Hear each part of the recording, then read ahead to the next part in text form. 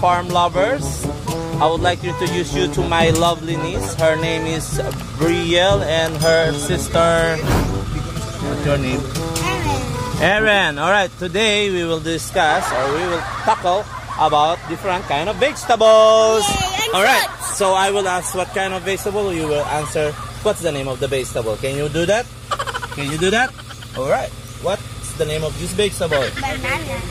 That's not a vegetable, that's What's fruit. Uh-oh. Sorry guys, it's a fruit. My mistake, my bad. How about this one? Ampalaya. Ding ding ding ding. It's wrong. What is this? It's string beans. Correct. How about this one? Chili. Yes, what's this? Chili. Very good. It looks like dynamite. Yeah, this is what we use for dynamite. And this one? Mommy have words. Red chili. Louder. Red chili. Yay! And how about this one? The big one, the big one. The papaya. I just said it. Papaya. Okay, very good. How about this one? Garlic? No. It's what you call gabi, right? In English, gabi is what? Night? Gaga. That's wrong. I don't know. Yum. Okay, how about this one? Ay, galing naman. How about this one? Banana flower? It's banana heart. Puso ng saging, di ba? Okay, guys, we need to Google it. I will tell you later. How about this one? Pumpkin? No, it's a squash. Kalabasa. How about this one? Malunggay. Malunggay. Malunggay. Balunggay. Leaves. And the last one. This one. The last one. The last one. But you already did that. No, not yet. This one. What's that? Onion sticks? Yay! What's that? Okay, that's it. And the flower of... Flower of... It's prickly. Kalabasa. What's this anyway? That's lying. Okay, and that's how we finish our morning vlog. What? Different kind of vegetable, with some of them we don't know the name. Alright guys, see you tomorrow for another... What? That's too short. That's too short? Okay, we will add some more vlog later on. Say goodbye for now. Bye-bye. Bye-bye. See you tomorrow. Bye-bye. Bye-bye.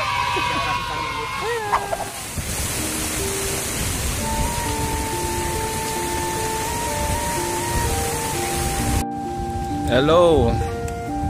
Medyo maulan na umaga sa inyong lahat, mga kabukid, mga kadayat, mga kaibigan. Ang lakas na ano. Ito po yung bagyong Ulysses. Ngayon, yung isang napuno na saan natin nilagay yung solar nung nakaraang araw, nabuwal. Kung makikita nyo, yung pinakaugat niya, ugat na lang na puno ang nandun. Yan.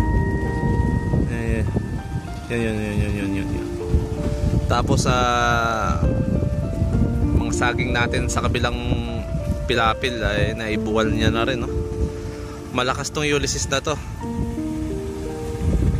Oh, yun ang sinapit ng ating munting ano.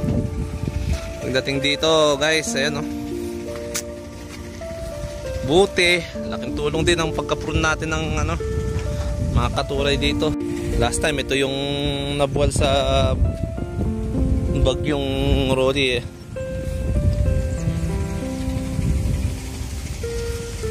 Mga saging natin may hina kasi ang tayo talaga ng saging. Makikita nyo. Ayan. Isa pang medyo nasalanta itong mga talong natin. Ayan, ngayon pinuprune na namin habang okay pa. Ayan o. Yung mga ano ng kawayan. Kabila. Medyo tumagilid rin. Uy, lambot ng lupa. Ayan. As usual, si Katoto nandyan, no? Arcel. Si kay Lolo Jose.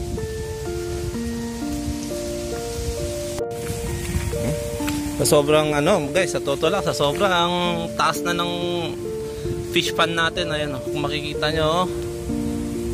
Ayun, nasakop na yung overflow natin. Malabas na yung tubig. Dito ang labas niya ngayon. Yung isang natin ng kuryente, ito guys, oh, nabali niya. Tingina yung ng kawayan natin. Ayun yung ng kuryente napunta rito, parang nahila siya papunta ron. Saging natin mga tagilid na lahat, talong. Pas dito sa kabila, yan, walder rin yun, maratilis. Saka itong kawayan na to, lakas pa rin ang hangin guys. Ayan o, kawayan na wall. Ayan guys, oh, makikita nyo medyo nakatagilid lahat ng mga saging natin. So yung hangin papunta ho ng left side ng ating fish pan. Yan, tahan lang natin yung nabuwal na katuray kung saan natin sinabit yung yung solar.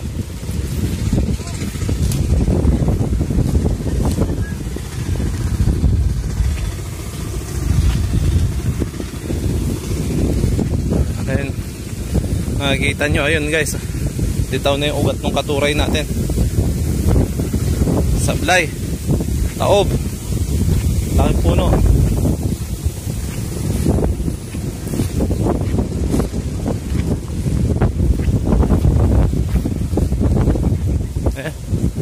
Taob, inangat ng todo pero konti lang yung niya, ugat nyo. Bali. Ayan guys, oh, sa fish pan natin. Bali yung sa ilalim, mababaw lang kasi yung ugat nya. Ganon yan, katulad sana nun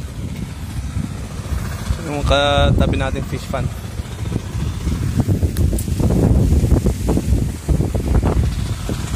Well, mga saging natin, oh, naka-slant na lahat. Lakas ng hangin. Ulysses, tama na. Okay na yan.